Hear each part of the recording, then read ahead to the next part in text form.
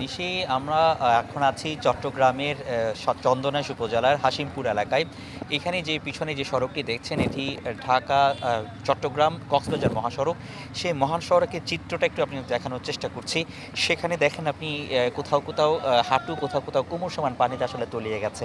মূলত যে পার্বত্য চট্টগ্রামের যে বান্দরবানের এলাকায় যে পানি যে বৃষ্টিপাত হয়েছে, সাঙ্গু নদীর আ নদীর অববাহিকায় সেই পানিগুলো কিন্তু এদিক দিয়ে প্রবাহিত হয় এবং এই কারণে এখানের যে চন্দনাইশ এলাকার বিভিন্ন বিস্তীর্ণ যে এলাকা সেখানে কিন্তু এখানে প্লাবিত হয়েছে।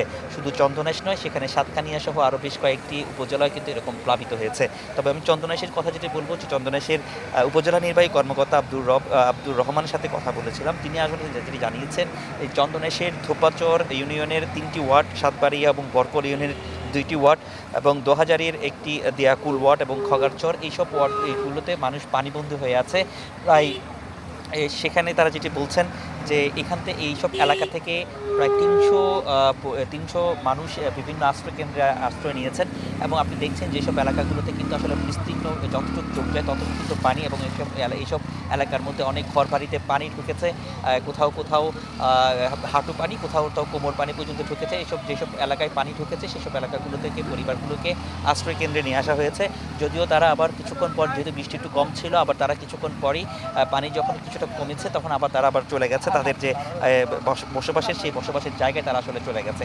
তো সব মিলিয়ে এখানকার যে পরিস্থিতি সেটা দেখছি, সেখানকার মানুষের যে দুর্ভোগ, তারা বিশুদ্ধ পানি এবং খাবারের সংকট রয়েছে।